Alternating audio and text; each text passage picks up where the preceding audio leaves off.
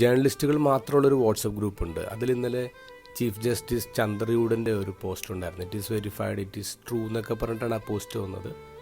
ഞങ്ങൾ ഇന്ത്യൻ ഭരണഘടന സംരക്ഷിക്കാൻ ശ്രമിക്കുകയാണ്, ജനങ്ങളും കൂടി സഹകരിക്കണം, നിങ്ങൾ തെരുവിലിറങ്ങണം, സമരം എടുക്കണം എന്നൊക്കെ പറഞ്ഞുള്ള പോസ്റ്റാണ്. അതിൻ്റെ തൊട്ട് താഴെ തന്നെ അത് ഫേക്ക് ന്യൂസാണെന്ന് പറഞ്ഞുള്ള വീഡിയോസൊക്കെ പോസ്റ്റ് ചെയ്യാൻ തുടങ്ങി. ഒന്ന് ആലോചിക്കണം, ജേർണലിസ്റ്റുകൾ മാത്രമുള്ളൊരു ഗ്രൂപ്പിൻ്റെ അകത്ത് ഇതുപോലെ ഒരു ഫേക്ക് ന്യൂസ് ഇങ്ങനെ പോസ്റ്റ് ചെയ്യപ്പെടുന്നത്. സോഷ്യൽ മീഡിയ എന്ന് പറഞ്ഞാൽ വളരെ ഫാസ്റ്റായിട്ട് ഫേക്ക് ന്യൂസുകൾ, നുണകൾ ഇങ്ങനെ ബ്രൂഡ് ചെയ്യുന്ന ഇടമായിട്ട് മാറിയിട്ടുണ്ട്. ഫ്രാൻസിസ് പാപ്പ ജേർണലിസ്റ്റുകാരോട് പറഞ്ഞത് ഇങ്ങനെയാണ്: disinformation is the first sin of journalism. ബൈബിളിലെ ഏറ്റവും ആദ്യത്തെ പാപം എന്താണ്? അത് പഴം പറിച്ചു തിന്നല്ല. ഈ പഴം തിന്ന ദൈവത്തെപ്പോലെ ആകുമെന്ന് സർപ്പം പറഞ്ഞില്ലേ? അതാണ് ആദ്യത്തെ പാപം, ഡിസ്ഇൻഫോർമേഷൻ. ഇന്നത്തെ ഗോസ്പലിൽ നമ്മൾ കാണുന്നത് അത്തരൊരു കാര്യമാണ്.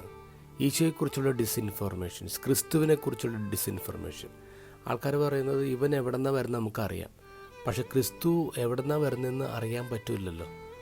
അത് പഴയ നിയമം കോട്ട് ചെയ്തിട്ടാണ് അവർ പറയുന്നത്.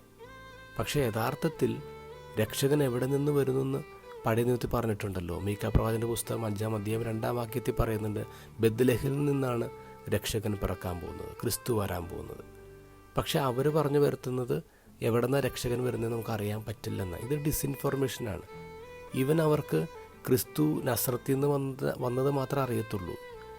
ബെത്ലഹേമിൽ പിറന്ന ക്രിസ്തുവിനെ കുറിച്ച് ഇവർക്ക് അറിയില്ല. ആ ഒരു അറിവില്ലായ്മയുടെ വെളിച്ചത്തിൽ ക്രിസ്തുവിനെ സംസാരിക്കുന്നത്. നമ്മുടെ ജീവിതത്തിൽ സോഷ്യൽ മീഡിയയിലായാലും അല്ലാതായാലും നമ്മളിങ്ങനെ വെരിഫൈ ചെയ്യാത്ത കാര്യങ്ങൾ, നമുക്കറിവില്ലാത്ത കാര്യങ്ങൾ നമ്മൾ എന്തിനാണിങ്ങനെ ഫോർവേഡ് ചെയ്യുന്നത്? അത് ഗൗരവമേറിയൊരു പാപം തന്നെയല്ലേ?